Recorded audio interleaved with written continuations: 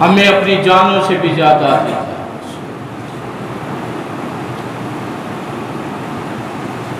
اور آپ کی عظمت اور شان کے کیا کہنے.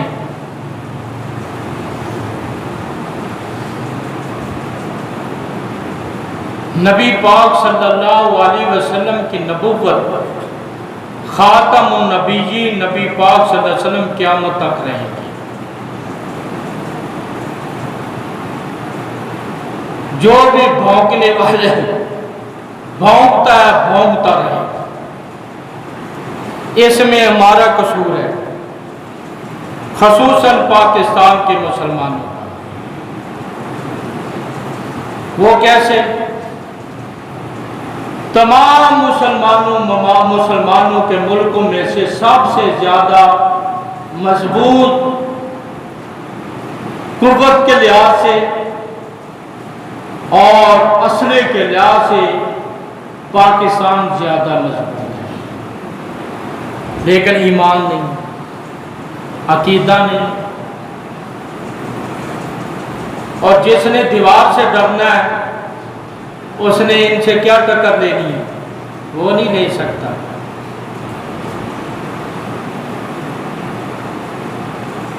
تو ہم تو احتجاج ہی کر سکتے ہیں،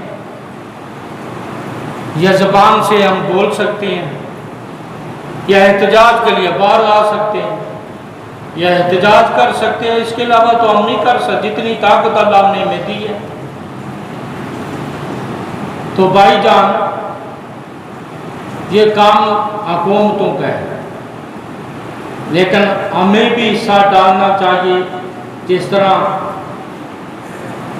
عوام ڈال رہی ہے، ڈالتے رہیں گے. ہندوستان کی ایک عورت نبی پاک صلی اللہ علیہ وسلم کی شان اقدس میں گستاخی کی، ساتھ امی عائشہ کی بھی کی. تو مجھے شرم آ رہی ہے کہ جو لفظ احتجاج ہے یہ ہمارے ایمان کے خلاف ہے، لیکن شرم آ رہی ہے. لیکن ہم کیا کریں، مجبور ہیں. یہ حکمرانوں کو چاہیے، یہ تو ان کا کام ہے. ہمارا یہ کام ہے جو میں کر رہا ہوں، جو آپ سن رہے ہیں، یا بعد میں لوگ نکلیں گے احتجاج ریکارڈ کروائیں کہ ہم تو یہی کیسے کر سکتے ہیں، اس کے علاوہ تو ہم نہیں کر سکتے.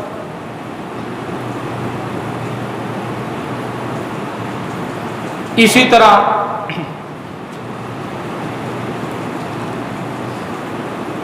دوسری بات جو وہ یہ ہے، ڈاکٹر عامر لیاقت کے متعلق آپ نے فیس بک بھری ہوئی ہے.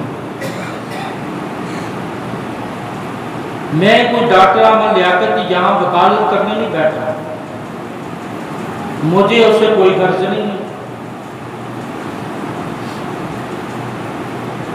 لیکن ایک بات میں ضرور آپ کو کہنا چاہتا ہوں، ہو سکتا میں نہ کرتا، لیکن یہ ضروری ہو گیا ہے. آپ کو میرا پتہ ہے، اور خصوصاً ان لوگوں کو میرا زیادہ پتہ ہے جو مسلسل جمعہ پڑھ رہے ہیں جب کی مسجد بنی ہوئی. ان کو پتہ ہے میرا طریقہ کار کیا ہے، میری گفتگو کا انداز کیا ہے، میں کیا کرتا ہوں. جو میرے قریبی ہیں ان کو میرا زیادہ پتہ ہے. جو آتے ہیں کبھی پڑھ لیا کبھی نہ پڑھا، ان کو زیادہ پتہ نہیں ہوتا. وہ یہی سمجھتے یہ عزیزی صاحب یہاں کے خطیب ہیں، ان کو یہی پتہ ہے. جو قاری خلیل الرحمن جوید صاحب ہیں، بہت بڑے عالم دین ہیں، مذہبی سکالر ہیں، ان کا کلپ بھی آ چکا ہے. وہ کلپ آپ سن سکتے ہیں، آ چکے ہیں، 2-3 منٹ کا کلپ ہے. قاری خلیل الرحمن جوید صاحب وہ تقریباً 20 سال سے ڈاکٹر عامر لیاقت کے ساتھ وہ پروگرام کر رہے تھے. یہ آپ کو بھی ہے. اور ایک بات سن لے، ڈاکٹر صاحب چونکہ آپ کو پتا تو بھی پڑ کے تو ڈاکٹر احمد لیاقت بڑے مارتا تھا، یہ آپ کو پتا نہیں۔ تو قاری صاحب بعض دفعہ غصے میں آ جاتے تھے اور کہتے تھے میں آپ کے پروگرامات کے بعد نہیں آؤں گا۔ وہ اسی وقت قاری صاحب جی آپ کرے پھر وہ وقت دے دیتا تھا، ٹائم دے دیتا۔ اور قاری صاحب نے جو بات کہی ہے وہ سنیں۔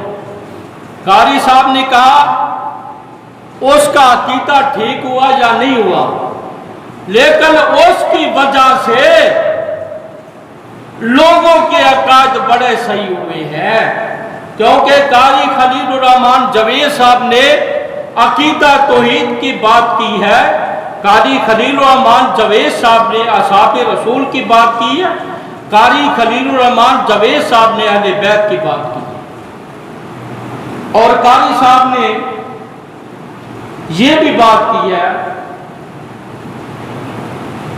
اور اس میں کوئی شک نہیں، وہ اصحاب رسول پہ اس نے گفتگو کی تھی، یہ سب کو پتہ ہے، اس نے اصحاب رسول کی گستاخی بھی کی تھی، اس میں کوئی شک نہیں۔ اس نے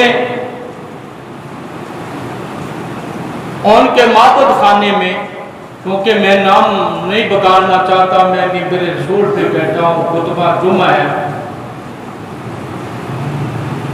ان کے معبد خانے میں جو صحابہ کے گستاخ ہیں ان کے معبد خانے میں اس نے تقریر کی تھی، وہ تقریر میں نے نیٹ پہ سنی۔ اس نے یہ بات کہی کہ کہاں کیا ہے سسرالی، کہاں کیا تھے، یہ اس نے بات کہی۔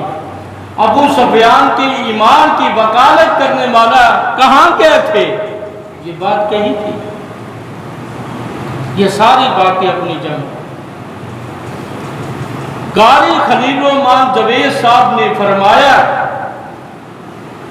کہ اس نے ایک جگہ پہ نہیں 20 جگہ پہ اس نے رجوع کر دیا تھا، معافی مانگی تھی کہ مجھے معاف کر دے، میں نے اللہ سے بھی معافی مانگ لی ہے۔ اور پھر اس کی زندہ مثال یہ ہے، اس نے سیرت امی عائشہ طاہرہ مطہرہ محدثہ عالمہ حافظہ فقیہہ حضرت امی عائشہ رضی اللہ تعالیٰ نے کی سیرت پہ کتاب بھی لکھی ہے، وہ پتہ نہیں مارکیٹ میں آ چکی ہے یا آنے والی ہے۔ تو میرے بھائیوں، پہلے تو کرتوت اپنے دیکھنے چاہیے نا، پہلے کرتوت اپنے دیکھنے چاہیے، پھر دوسروں کی طرف جائیں۔ بھائی جان، جب ایک بندہ معافی مانگ لیتا ہے تو آپ نے اس کو جنت میں یا جہنم میں بھیجنا ہے، آپ کی یا میری کیا تھالٹی ہے؟ تو اس وجہ سے نبی پاک صلی اللہ علیہ وسلم کی حدیث ہے، جب کوئی بندہ اس دنیا سے چلا جاتا اس کی برائی نہ بیان کرے، اس کی کوئی اچھائی بیان کرے۔ کوئی ضروری نہیں آپ اس کے لیے دعا استغفار کریں، میں آپ زبردستی نہیں کرتا، جو نہیں کرنا چاہتا اس کی مرضی،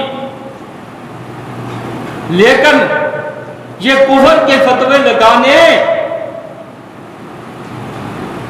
یہ چھوڑ دینا چاہیے۔ یہ قرآن حدیث اس بات کی اجازت نہیں دیتا کہ آپ ایسے فتوے لگائیں۔